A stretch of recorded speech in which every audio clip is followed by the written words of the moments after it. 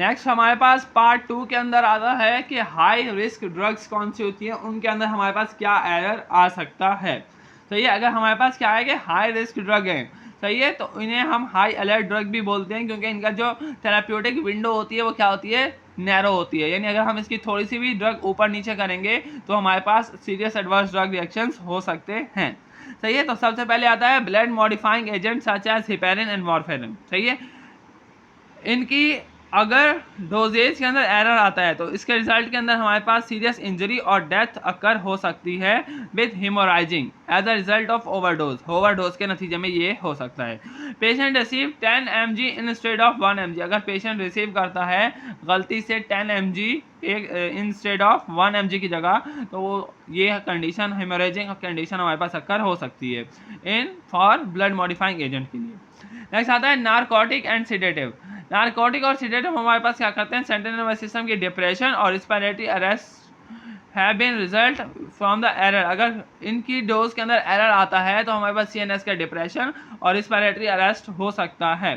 सही है, ड्रग आती है हमारे पास आज डायजिपैम, अगर हम 25 mg IV ले रहे हैं इंस्टेड ऑफ 2.5 mg तो हमारे पास ये कंडीशन हो सकती है। नेक्स्ट आता है neuromuscular paralysing agent such as succinylcholine and vecuronium. सही है, सही है, अगर हम एक्सीडेंटल यूज और inadvertent use before the adequate ventilation procedure were started has result in the respiratory arrest और डेथ अकर हो सकती है अगर इसकी डोज क्या हो सकती है, ऊपर नीचे होगी तो। नेक्स्ट आता है कीमोथेरेपी एजेंट। कीमोथेरेपी एजेंट हमारे पास क्या होते हैं, बहुत ही नैरो इनकी थेरेप्यूटिक विंडो होती है। अगर हम इसकी थोड़ी सी भी डोज को क्या करते हैं, अफेक्ट करते हैं, तो जिसके नतीजे में हमारे पास इम्यून, न्यूरोलॉजिकल और क्लोटिंग सिस्टम क्या होगा, अफेक्ट होगा। Death have occur as the result of the error with this product. सही है, अगर इन प्रोडक्ट के अंदर एरर होगा तो हमारे पास डेथ भी अकर हो सकती है। एग्जांपल आता है कि हमारे पास एक पेशेंट है जो कि चाइल्ड है, अगर हम उसे विन क्रिस्टन लगाते हैं इंस्टेड ऑफ वेन ब्लास्टिन के, तो हमारे पास उसकी डेथ पक्की है। वेन ब्लास्टिन अडल्ट के लिए होती है और विन क्रिस्टन चाइल्ड्स के लिए होती है, तो हमें चाइल्ड के लिए कौन सी लगानी होगी, वेन क्रिस्टन ही लगानी होगी। नेक्स्ट आता है हमारे पास several safety technique observe in community pharmacies.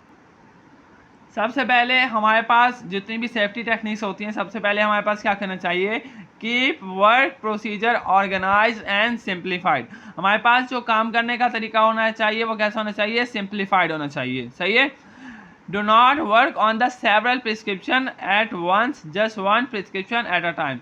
ज़्यादा प्रिस्क्रिप्शन जमा नहीं करनी, सही है, एक वक्त में एक प्रिस्क्रिप्शन को स्टडी करना है और उसको प्रिस्क्राइब करना है। सही है, manage interruption, do not pressure to rush. सही है, इंटरप्शन इतनी जमा नहीं करनी कि आप रश के अंदर प्रेशराइज हो जाएं। सही है, तो उसे आपने मैनेज तरीके से क्या करना है, डील करना है। स्मेल चेक करनी है। सही है, बार कोड चेक करने होते हैं। Use magnifying glass when need, जब नीड हो तो मैग्नीफाइंग ग्लास भी चेक करते हैं। और enhance the design of facility के डिज़ाइन को क्या करना है, हमने इनहेंस करना है। नेक्स्ट आता है हमारे पास root cause analysis. Root cause analysis हमारे पास एक ऐसा प्रोसेस होता है जिसके अंदर हम आइडेंटिफाई करते हैं डायरेक्ट और इनडायरेक्ट फैक्टर्स को जो कि कंट्रीब्यूट करते हैं किसके ऊपर, मेडिकेशन एरर के ऊपर। सबसे पहले आता है इंपॉर्टेंट क्वेश्चन जो हम पूछ सकते हैं कि व्हाट हैपेंड एंड व्हाई, ये चीज़ क्यों है और इससे कौन सा एडवर्स रिएक्शन हो सकता है। कौन कौन से फैक्टर हैं जो कि कंट्रीब्यूट करते हैं। सबसे पहले आता है एज आता है, आवर्स वर्क आते हैं, स्टाफ आता है आपका जो कि आपकी फार्मेसी के अंदर काम कर रहा है, वर्क प्लेस आती है, वर्क लोड आता है और लोकेशन ऑफ शेल्फ जहाँ पे हमारे पास ड्रग रखी हुई है ये भी देखना है। इनएडिक्वेट इन्फॉर्मेशन और कम्युनिकेशन स्किल, अगर इनएडिक्वेट्स हैं, कम हैं, तो भी हमारे पास फैक्टर के अंदर क्या हो सकता है, मेडिकेशन एरर आ सकता है।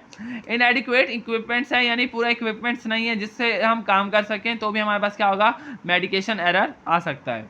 अगर हमारे पास वर्क प्लेस का एटमॉस्फेयर और कंडक्टिविटी ऑफ स्टाफ भी हमारे पास क्या करता है, मैटर करता है। और इनएडिक्वेट ट्रेनिंग है किसकी, फार्मासिस्ट की और टेक्नीशियन की, तो वो भी हमारे पास क्या करता है, मेडिकेशन एरर कॉज करेगा।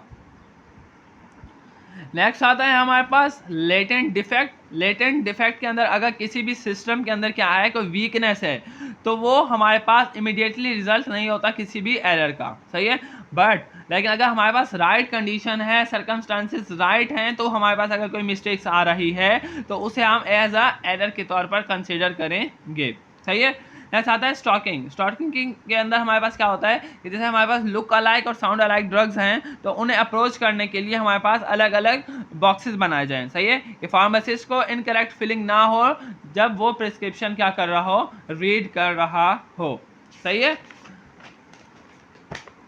नेक्स्ट आता है हमारे पास इनएडिक्वेट ट्रेनिंग। इनएडिक्वेट ट्रेनिंग के अंदर हमारे पास जो एम्प्लॉयज़ हैं आपके पास, जो कि कंट्रीब्यूट कर रहे हैं किसी भी एरर के अंदर, वो हमारे पास क्या होते हैं, automated dispensing machine was use improperly and the patient received the wrong medication। आपका स्टाफ अगर क्या है कि उसके अंदर इतनी कैपेबिलिटी नहीं है, इतना ट्रेन नहीं है, तो हम उसे अलाउ नहीं करते कि वो हमारे पास क्या करे, डिस्पेंस करे किसी भी स्पेसिफिक मेडिसिन को, सही है। अब हमारे पास नेशनल सेफ्टी एफर्ट्स कौन कौन से हैं कि जो नेशनली तौर पर अप्लाई किए जा रहे हैं to reduce the medication error. सबसे पहले क्या करेंगे, improve the accuracy of the patient identification. सबसे पहले हमने पेशेंट को आइडेंटिफाई करना है, सही है। इसके अंदर 2 मीन्स होते हैं कि identify the patient other than the room number. इसके अंदर हम क्या करेंगे, पेशेंट को आइडेंटिफाई करेंगे, ना कि उसके रूम नंबर को।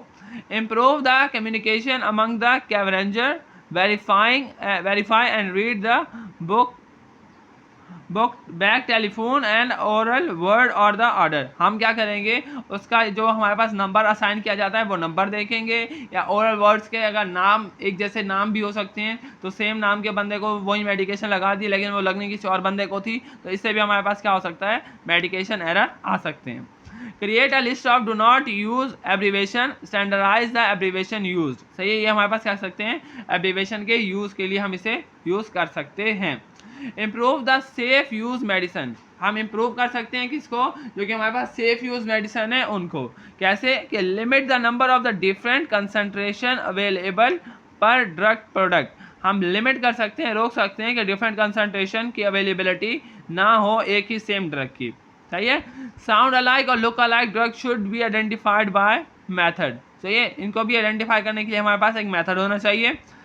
All medicine container should be properly label, जितने भी मेडिसिन के कंटेनर है वो हमारे पास प्रॉपरली लेबल होने चाहिए। Reduce the likelihood of patient heart associated with the use of the anticoagulant therapy, सही है। एंटीकोएगुलेंट थेरेपी के अंदर जो पेशेंट हार्म है उसे भी हमने मद्देनजर रखना है। Reduce the risk of infection, infection के रिस्क को हमने क्या करना है, रिड्यूस करना है। कैसे, comply with all centre of the disease control and prevention recommended for hand washing and hygiene. सबसे पहले आपने क्या करना है, हाइजीन का ख्याल रखना है ताकि ड्यूरिंग डिस्पेंसिंग या कंपाउंडिंग हमारे पास कोई ज़्यादा एंटीबैक्टीरियल कंसर्न ना हो हमारे पास, सही है।